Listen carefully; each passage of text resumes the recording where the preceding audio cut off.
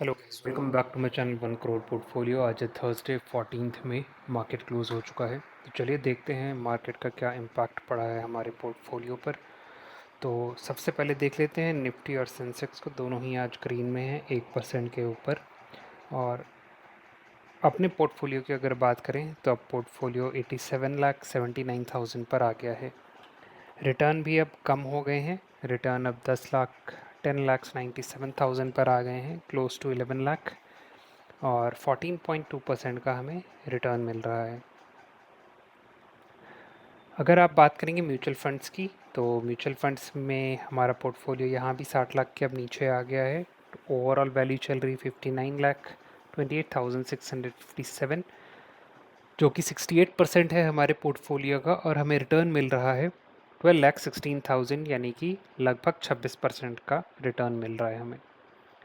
अब हम mutual fund के पोर्टफोलियो को इन डेप्थ देख लेते हैं। पहले ये है हमारा म्यूचुअल फ़ंड का पोर्टफोलियो स्क्रीन पर।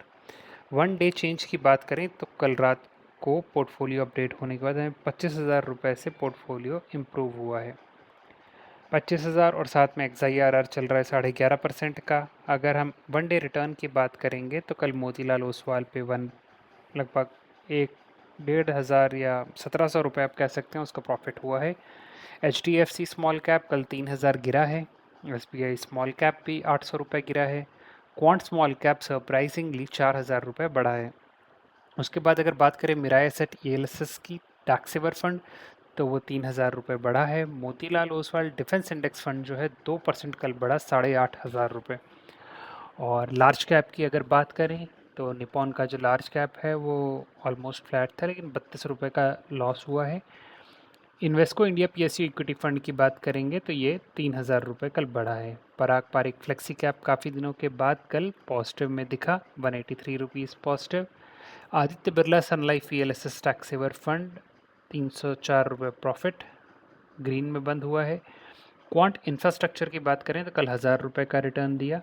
सिल्वर ETF ये बहुत ज़्यादा ही कल लग रहा है रिटर्न इसने दिया है, और ये 6.5% भागा, जो कि म्यूचुअल फंड में इतना चेंज होता नहीं है। बट एक दिन में 4,000 रुपये। और गोल्ड की भी बात करें तो कल गोल्ड भी 5.5% के ऊपर जाके रिटर्न दिया है, और 3,000 रुपये हमारे कल SBI गोल्ड में भी मिले हैं। तो डेफिनेटली जैसे जैसे मार्केट ख़राब हो रहा है, धीरे धीरे अब सब लोग दोबारा गोल्ड और सिल्वर की तरफ आ रहे हैं, और नंबर्स हमें साफ साफ वही चीज़ें शोकेस कर रही हैं। अब हम आते हैं अपने स्टॉक्स की तरफ। स्टॉक्स आप देखेंगे कैसा परफॉर्म कर रहे हैं। अभी यहाँ पे अपडेट हो नहीं रहा है, वरना कंपेयर करके देख सकते थे कि निफ्टी कैसा परफॉर्म कर रहा है। एक बार बैक करते हैं, क्या पता शायद अपडेट हो जाए। नहीं, ये अपडेट आज नहीं हो रहा है, लोड होने में कुछ इशू लग रहा है। बट हम लोग आगे चलते हैं पोर्टफोलियो की तरफ। हमारा पोर्टफोलियो आज 0.3% बढ़ा है, यानी कि 10,400 रुपये। और अगर हम आज की बात करें रिटर्न्स में, तो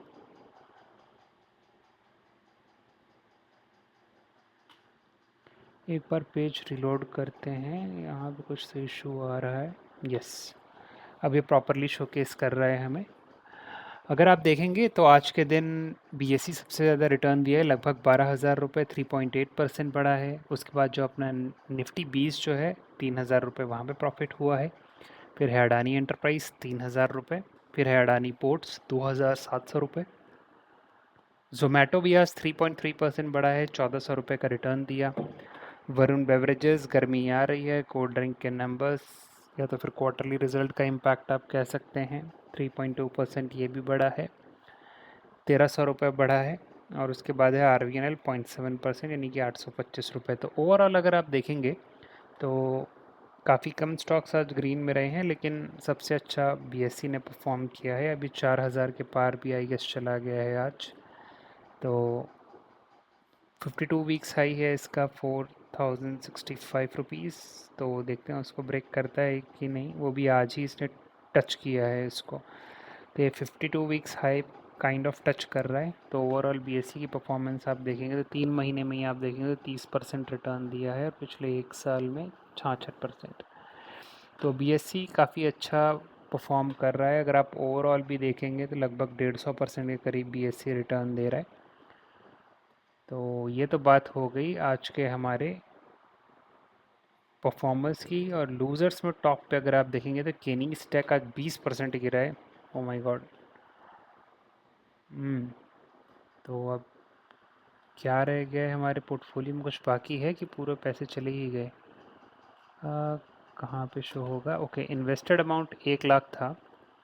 ओके, और अब करंट वैल्यू केवल रह गई है 56,000, यानी कि लगभग 44% पोर्टफोलियो गिर चुका है, जिनमें से आज ही के दिन 20% तो आज ही गिरा है।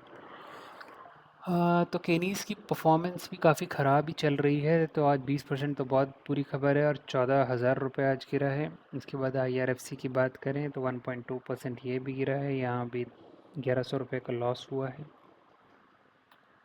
अब चलते हैं एनालिटिक्स सेक्शन में। तो ETF और गोल्ड बॉन्ड, ये तो एक्सपेक्टेड था ये बढ़ेगा, और स्टॉक्स अभी भी नेगेटिव में ही हैं ओवरऑल। लार्ज कैप थोड़ा इम्प्रूव हुआ है, लेकिन मिड और स्मॉल कैप अभी भी नेगेटिव में है।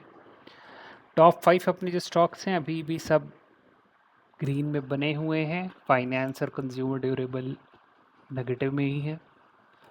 प्रॉफिट में जो स्टॉक्स है 15, वो भी नंबर वैसे ही हैं, कोई चेंज नहीं हुए। 15 थे, 15 अभी भी हैं। तो एज सच आज कुछ खास बड़ा चेंज हुआ नहीं है। अमाउंट भी केवल 10,000 से रिकवर हुआ। पोर्टफोलियो का ओवरऑल लॉस दोबारा 1 लाख के ऊपर चला गया है, बट देखते हैं कितना टाइम लगता है इसको रिकवर होने में। बट ओवरऑल जो हमारा इस साल का गोल है 1 CR तक को टच करने का, वो अभी भी वही ही है। आई गेस उसमें तो कोई इम्पैक्ट नहीं आएगा। बट मार्केट की जिस हिसाब से हालत चल रही है, देखते हैं और कितना टाइम लगता है हमें उसको अचीव करने के लिए। अगर मार्केट सपोर्ट करेगा तो काफ़ी जल्दी अचीव हो जाएगा, अदरवाइज़ देखते हैं कितने महीने लगते हैं। तो ये था गाइस ओवरऑल आज का पोर्टफोलियो अपडेट। होपफुली आपको वीडियो पसंद आई होगी। तो वीडियो को लाइक करिए, अपने दोस्तों के साथ शेयर करिए, और सब्सक्राइब करके रखिए मेरे चैनल को, ताकि आप भी मेरी 1 CR की जर्नी का पार्ट बन सकें। तो मिलता हूँ आपसे अगली वीडियो में। Till that time, keep investing.